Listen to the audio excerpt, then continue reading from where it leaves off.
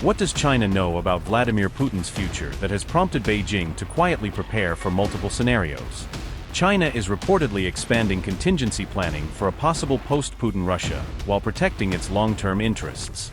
Questions are growing over whether Xi Jinping is preparing for political uncertainty in Russia despite his close ties with Putin. Reports say Beijing has expanded discreet contacts with figures across Russia's political and regional elite. A new report claims she is developing a long-term backup strategy by cultivating ties beyond Putin's inner circle. The Wall Street Journal reported that China has been quietly preparing for the possibility of a post-Putin political transition in Russia. According to the report, Beijing has expanded its contacts with influential figures across Russia's political establishment in recent years. The Wall Street Journal said Chinese officials have engaged regional leaders and individuals viewed as potential future power brokers inside Russia. The report said Beijing aims to preserve and expand its influence regardless of any future leadership change in Moscow. The Wall Street Journal also alleged that Chinese intelligence activity inside Russia has increased significantly in recent years. According to the report, Chinese operatives have allegedly sought to cultivate relationships with mid-level Russian officials through recruitment efforts. The Wall Street Journal said Beijing is building long-term political leverage to ensure Russia remains closely aligned with Chinese strategic interests. The report added that China's broader strategy is intended to shape Moscow's political direction and bilateral ties for decades to come. The Wall Street Journal further claimed that Russian authorities have largely avoided publicly discussing the alleged Chinese activities.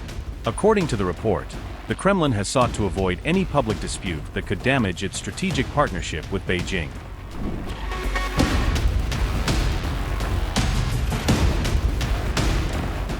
China has reportedly warned Russia against any nuclear response to Ukraine's cross-border strikes, according to Zelensky, adding a new layer of pressure on Moscow as the war escalates. Zelensky said China delivered an ultimatum-like message that nuclear weapons must never be used, framing it as one of the strongest signals Beijing has sent so far. He also said European leaders revealed China's warning during the NATO summit in Ankara, suggesting the message was carried through high-level diplomatic channels. Zelensky confirmed that he discussed China's role in the war with Trump, but he kept the details private, leaving the full substance of that conversation undisclosed. As questions grow over Russia's next move, Zelensky said the following, and I quote, "I think you heard such voices in Russian media. What if we respond to Ukrainian strikes with nuclear weapons? And it seems to me that this was the first time China, directly, responded in an ultimatum-like form, that there can be no thought whatsoever of using nuclear weapons." Russia held nuclear drills in Belarus, but Putin has so far stopped short of making direct nuclear threats against Kiev. He has argued that Ukraine's attacks have not caused enough damage to justify a nuclear response. At the same time, a St. Petersburg lawmaker reportedly urged Putin to launch a nuclear strike to force Kiev into peace. Russian MP Viktor Perov claimed such strikes would pressure Ukraine into signing a peace deal.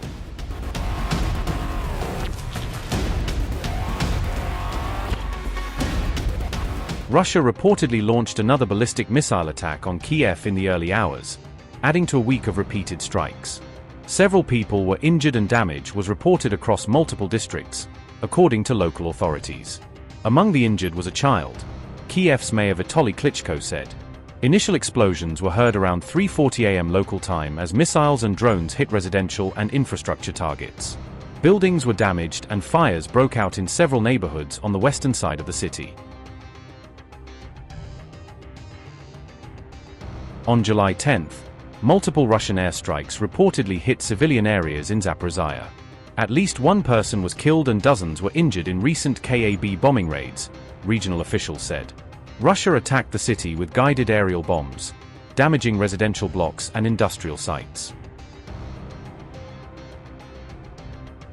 On July 10th, Ukrainian forces reportedly hit 13 Russian vessels near Crimea in overnight strikes. According to the Kiev Independent, the attack was described by Ukraine's unmanned systems commander. Robert Brovdy said the targets included 10 tankers, a dry cargo ship, a ferry, and a sea tug. Robert Brovdy also said Ukrainian forces struck 5 electrical substations in Crimea during the same operation. The Ukrainian commander referred to the campaign as part of the Crimean switch-off project, aimed at disrupting Russian logistics and power infrastructure. Ukraine's Commander-in-Chief Oleksandr Syrsky says Russia's territorial gains have slowed significantly in the first half of 2026. He claims Moscow failed to meet its objectives despite having roughly twice the manpower and equipment on key fronts. Oleksandr Syrsky said, and I quote, "The enemy attempted to launch a large-scale offensive but, in fact, failed to achieve any of its objectives despite having an almost twofold advantage in personnel and equipment. If previously the Russian army was conducting active offensive operations in 13 operational directions, now there are at most 6 or 7. Our ratio of assault operations to those of the enemy is currently approximately 40 to 60. It is precisely thanks to the active actions of the defense forces that in the first half of 2026 the pace of Russian troop advances decreased by more than half. We must not underestimate the enemy. A turning point in the war is still far away." Unquote. Meanwhile, Zelensky has set up a special Ukrainian command dedicated to deep strikes inside Russia, sharpening Kiev's long-range play.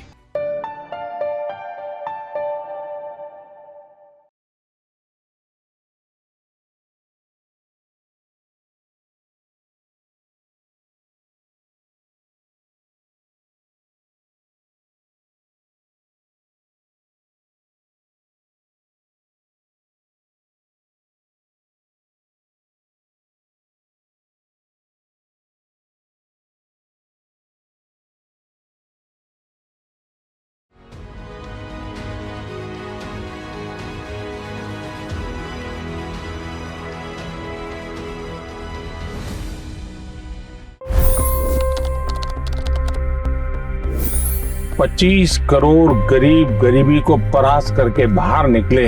For the good of our nation, let's work together and let's truly make America great again. The fastest news breaks. Requested PM saying that look, you will have to speak to Putin and to Zelensky. The biggest news makers. The relationship with India is probably the most important bilateral relationship the US will have for the rest of this century. The capital delivered quite an election result today. Expert analysis. The million-dollar question today is how to stop this dance of death. Ground reports. I'm standing at the crossroad of the Kumbh Mela. Behind me are more than 100 entry ghats. Long-form interviews. Exclusionary politics is reflected in Manipur case as well. You don't bother because this is a small state. Deep dive into burning issues. It's often said DRC could be the richest country in the whole world. It's because of what sits underneath. Why exactly did the US topple the Sheikh Hasina government? HT videos. We don't just break news, we break it down.